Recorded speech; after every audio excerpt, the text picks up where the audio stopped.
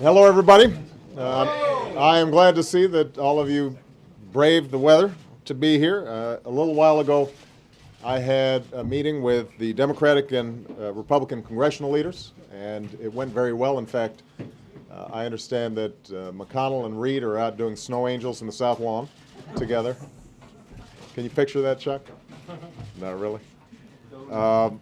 The meeting did go well, and I appreciate them making the trek. We had a good and frank conversation, and it's one that I hope we can continue on a more regular basis. We all understand that there are legitimate and genuine differences between the parties. But despite the political posturing that often paralyzes this town, there are many issues upon which we can and should agree. That's what the American people are demanding of us.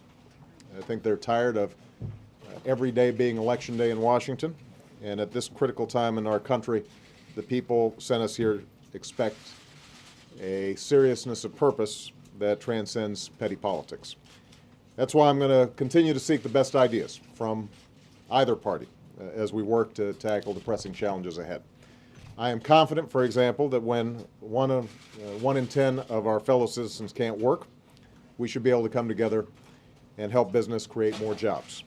We ought to be able to agree on providing small businesses with additional tax credits and much-needed lines of credit.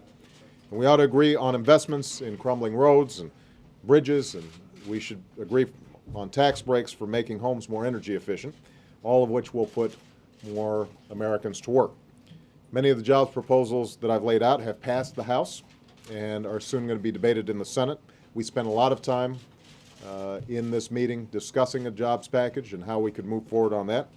And if there are additional ideas, I will consider them as well. What I won't consider is doing nothing in the face of a lot of hardship across the country. We also talked about restoring fiscal responsibility. There are a few matters on which there is as much vigorous bipartisan agreement, at least in public, but unfortunately there's also a lot of partisan wrangling behind closed doors. This is what we know for sure. For us to solve this extraordinary problem that is so many years in the making, it's going to take the cooperation of both parties. It's not going to happen in any other way. I'm pleased that Congress supported my request to restore the pay-as-you-go rule, which was instrumental in turning deficits into surpluses during the 1990s. I've also called for a bipartisan fiscal commission. Unfortunately, this measure, which originally had received the support of a bipartisan majority in the Senate and was co-sponsored by Senators Conrad and Gregg, Democrats and Republicans, was blocked there. So I'm going to be creating this commission by executive order. And during our meeting, I asked the leadership of both parties to join in this serious effort to address our long-term deficits. Because when the politics is put aside, the reality of our fiscal challenge is not subject to interpretation. Math is not partisan. There ought to be a debate about how to close our deficits. What we can't accept is business as usual, and we can't afford grandstanding at the expense of actually getting something done. During our meeting, we also touched briefly on how we can move forward on health reform. I've already announced that in 2 weeks I'll be holding a meeting with people from both parties, and as I told the congressional leadership, I'm looking forward to a constructive debate with plans that need to be measured against this test. Does it bring down costs for all Americans as well as for the federal government, which spends a huge amount on health care? Does it provide adequate protection against abuses by the insurance industry? Does it make coverage affordable and available to the tens of millions of working Americans who don't have it right now? And does it help us get on a path of fiscal sustainability? We also talked about why this is so urgent. Just this week, there was a report that Anthem Blue Cross, which is the largest insurer in the largest state, California, is planning on raising premiums for many individual policyholders by as much as 39%. If we don't act, this is just a preview of coming attractions. Premiums will continue to rise for folks with insurance. Millions more will lose their coverage altogether. Our deficits will continue to grow larger. And we have an obligation, both parties, to tackle this issue in a serious way. Now, bipartisanship depends on a willingness among both Democrats and Republicans to put aside matters of party for the good of the country. I won't hesitate to embrace a good idea from my friends in the minority party, but I also won't hesitate to condemn what I consider to be obstinacy that's rooted not in substantive disagreements, but in political expedience. We talked about this as well, particularly when it comes to the confirmation process. I respect the Senate's role to advise and consent, but for months, qualified, non-controversial nominees for critical positions in government, often positions related to our national security, have been held up despite having overwhelming support. My nominee for one important job, the head of General Services Administration, which helps run the government, was denied a vote for 9 months. When she finally got a vote on her nomination, she was confirmed 96-0. That's not advise and consent. That's delay and obstruct. One senator, as you all are aware, had put a hold on every single nominee that we had put forward due to a dispute over a couple of earmarks in his state. In our meeting, I asked the congressional leadership to put a stop to these holds in which nominees for critical jobs are denied a vote for months. Surely we can set aside partisanship and do what's traditionally been done to confirm these nominations.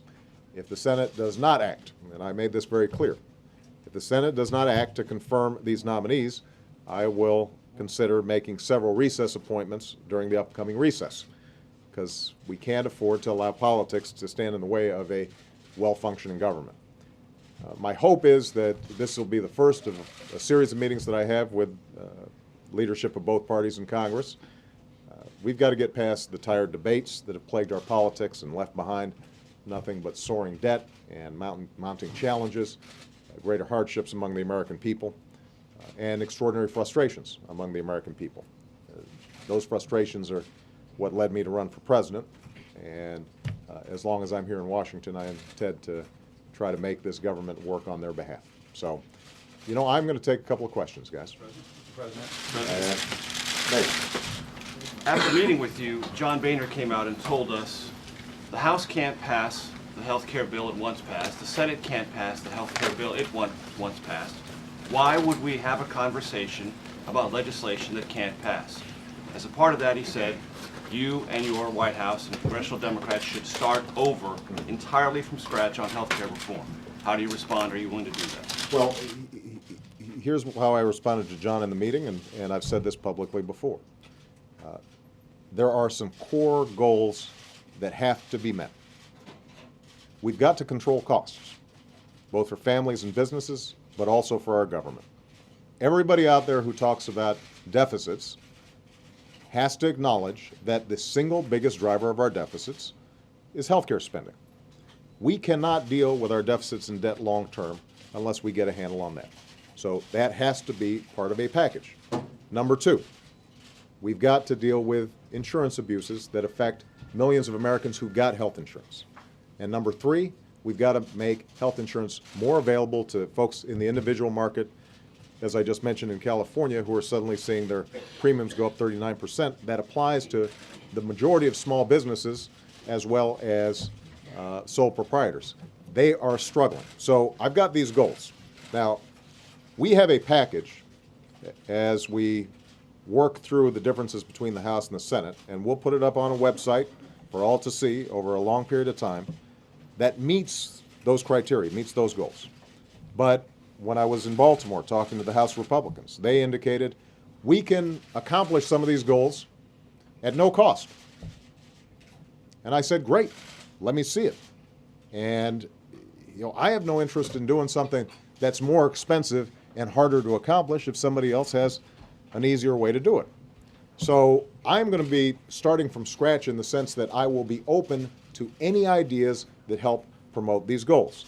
What I will not do, what I don't think makes sense, and I don't think the American people want to see, would be another year of partisan wrangling around these issues, another 6 months or 8 months or 9 months worth of hearings in every single committee in the House and the Senate in which there's a lot of posturing. Let's get the relevant parties together. Let's put the best ideas on the table. My hope is that we can find enough overlap that we can say this is the right way to move.